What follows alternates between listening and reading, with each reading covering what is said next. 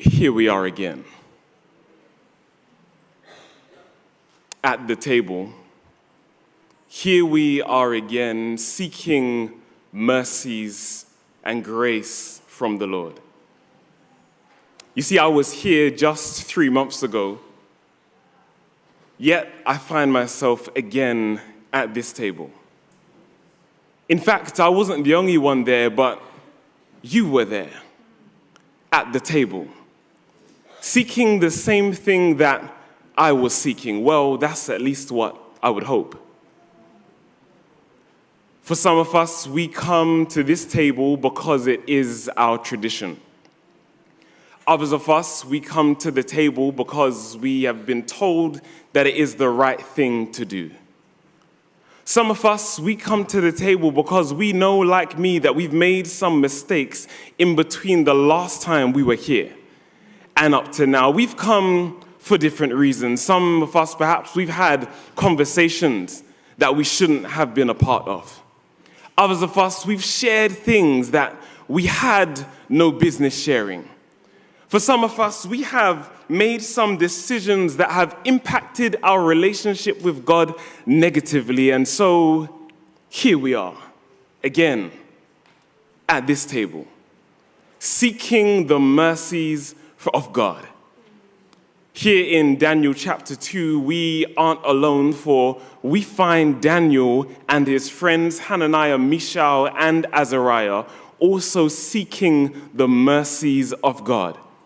Understand that there has been a decree from King Nebuchadnezzar. He has had a dream. And in fact, he has had a dream that has troubled him, and he has asked that his wise men would tell him the dream. There's a problem because he asked them to interpret a dream that he himself has not shared. Can you see the problem? He's asking them to relay a dream that he is not willing to share. And after they are unable to interpret the dream in their humanity, Nebuchadnezzar, that king, gets mad because they are unable in their humanity to interpret the dream that he has not shared. And so he tells and gives a decree to Arioch, the captain's guard. Listen, just go and kill all the wise men of Babylon. Are you with me? See it now as he is on their way to kill the wise men. And the Bible says that they start and begin to kill all of the wise men. And so it is that they are on their way to Daniel and his three friends to kill them. But Daniel intercepts the word that they are about to be killed. And he says, Arioch, why are you rushing to kill us? Wait, give me but just a moment with the king. See him as he goes towards the king Nebuchadnezzar. And the Bible says that he does not ask for what we would ask for. He does not say, spare us some, just give us me more life. Just, you know what, give us some time. I like that because he could have used this moment to mourn. He could have used this moment to be upset. He could have used this moment to sulk and feel sorry for himself. But Daniel asks for time. And I like what the Bible says, for he uses this time to go back to his roots and goes back to his friends and said, listen, we're going to use our time wisely. I beseech you, brethren, let's use this time to ask and plead for the mercies of God. And I'm wondering if there's anybody in this house today who knows that the time that you have been given is not here to sulk. It is not here to feel sorry for ourselves. It is not here to look at others and see what they are and are not doing. Have mercy. This is not time to gossip about others. This is not the time to report how we've always done it and how we should do it. But this is a moment for each and every one of us to beseech the Lord and ask for the mercies of the God of heaven, and we will see God change our hearts. We will see God impact our lives. Can you see the scene? As they are there, the Bible says he is asking and beseeching for the mercies of God. Oh, I wish there were more Christians in Croydon that would just seek the mercies of the Lord. Can you see them? As the Bible says, Nebuchadnezzar, his anger is so enraged, watch this, that he did not even give Daniel and his friends the opportunity to interpret the dream as he did to the other wise men. In other words, that he was willing to kill the rest of the wise men without even giving them the opportunity to interpret. But this is why Daniel is so important, for Daniel uses this as an opportunity to beseech the Lord for his mercy and his grace. See it as this king, he is unforgiving in his decree, as he does not care who you are, where you have come from, or how long you have served him. But the decree was, if you can't tell the dream, then you must die. Understand, he doesn't mind how long you have served him or what you have done in the past, the accolades that you have, the wisdom or the knowledge you possess, Croydon. But he does not care whether you were meat-eating or post-sustaining or vegan or vegetarian. This was not on his agenda. The decree was that no matter who you were, all deserved to die.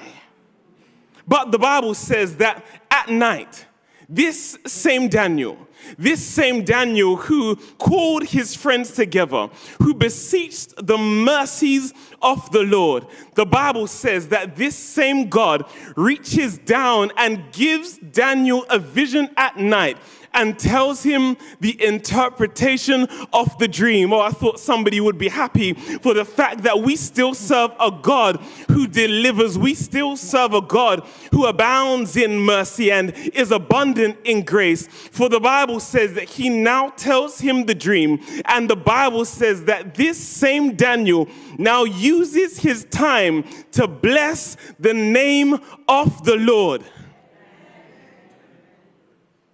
But there's a problem, because Daniel, he is blessing God's name, but he has not yet received confirmation from King Nebuchadnezzar that this is the interpretation of the dream. So why then, if he has not received confirmation, can he walk boldly and bless God and be so confident? I'm glad you asked, because you must understand that when you beseech the Lord earnestly in prayer and ask for his mercies and his grace, you and I, no matter the sins we have committed or what we have done, we can walk confidently to this table, knowing that no matter what we have done, there is no authority of man that man has decreed that the mercy of God cannot cover. And I'm here as a living witness to suggest that the mercy of God is resting over your life today. That's why it is in Lamentations 3 verse 21, do we say, this I recall to my mind, yet I have hope. It is but through the Lord's mercies, Croydon, that we are not consumed. His compassions, they fail not. Understand, they are new with every single breath that you take.